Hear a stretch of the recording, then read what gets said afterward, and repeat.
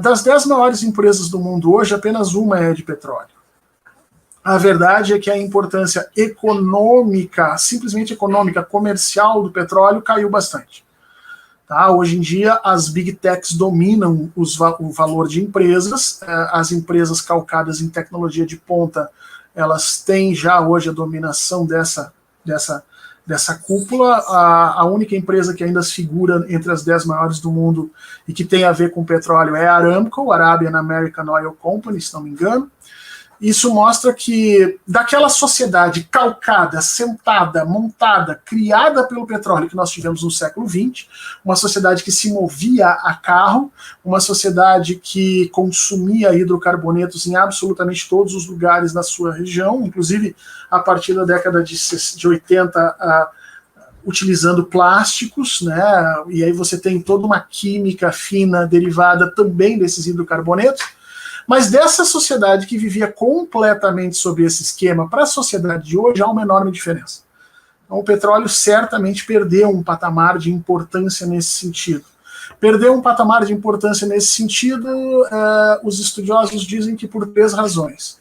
A primeira e mais importante razão é de que é um recurso não renovável e, portanto, como o pessoal aqui no chat já tinha avisado, faz mais de 80 anos que os pesquisadores dizem que o petróleo vai acabar. Tá?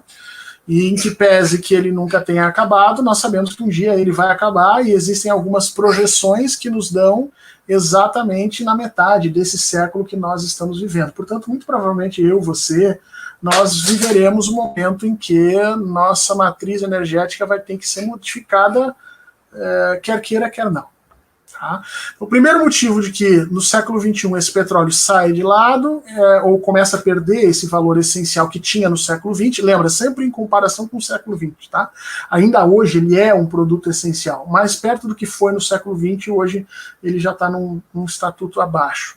Segundo motivo é efetivamente os estudos que demonstram que o planeta não suporta o consumo de hidrocarbonetos, transformação disso em gases, que provocam, obviamente, uma alteração na nossa estrutura climática, mas não só isso, provocam alteração em todos os ciclos do planeta, né? Nos ciclos de nitrogênio, provocam alteração nos ciclos de crescimento, de desenvolvimento do plâncton nos mares. Toda vez que existe um acidente com petróleo, você perde. As pessoas não sabem disso. As pessoas acham que quem perde é o pinguinzinho que morreu ali porque está com a pele cheia de óleo, é o peixe que não consegue. Não, você tem a destruição do plâncton e do fitoplâncton, que é responsável em grande parte pela produção de oxigênio do planeta. Você tem uma destruição generalizada, monstruosa, assim, e que leva um bom tempo para se repor, mesmo que você faça o trabalho de limpeza e tal. Então, a verdade é que o planeta não suporta muito mais um outro século de economia baseada na questão do petróleo. Esse foi o segundo grande motivo para essa alteração, essa descida de patamar que o petróleo hoje encontra. O terceiro grande motivo é a disputa geopolítica no mundo, tá?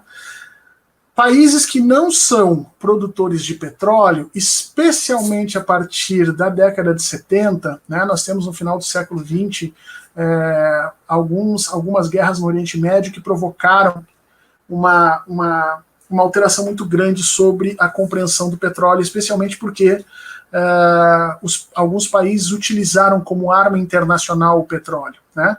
Então, quando você tem a Guerra dos 6 Dias, depois a Guerra do Yom Kippur, você tem ali os países árabes que detinham e detêm ainda grande parte da produção, utilizando o preço internacional do petróleo como forma de punir os países ocidentais que tinham ficado ao lado de Israel e tinham, entre aspas, traído os países árabes naqueles conflitos ali do Oriente Médio. E a utilização do preço do petróleo como arma, naquele momento, portanto, ainda no século XX, levou à compreensão dos países que não tinham produção de petróleo que eles precisavam, ao menos, iniciar um processo de transição energética dos seus estados, né? Nenhum estado soberano gosta de estar na condição de subordinação por causa de um recurso com relação a outros estados. E, portanto, vários países iniciaram essa transição. A Alemanha, por exemplo, por muito tempo investiu em energia nuclear. O Japão, por muito tempo, investiu em energia nuclear, que se imaginava naquele momento que era energia limpa, entre aspas. A gente vai ver que não é bem assim, mas naquele momento se vendia como energia limpa. O Brasil buscou o caminho das energias hidrelétricas, né? E vários outros países do mundo passaram então a buscar fontes alternativas para a busca para conseguir esse quantum de energia que antes vinha do petróleo. Claro que no século XX eles não conseguiram reduzir a dependência do petróleo significativamente, mas com o passar do tempo, especificamente algumas tecnologias, e aí tecnologias eólicas, retirada de energia do mar.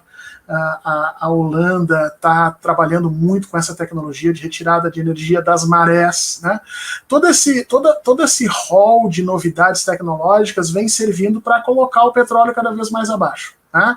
Energia solar, energia eólica e outros tipos de energia que nós vamos tendo, e os países buscando efetivamente se afastar da necessidade de viverem para e do petróleo, né?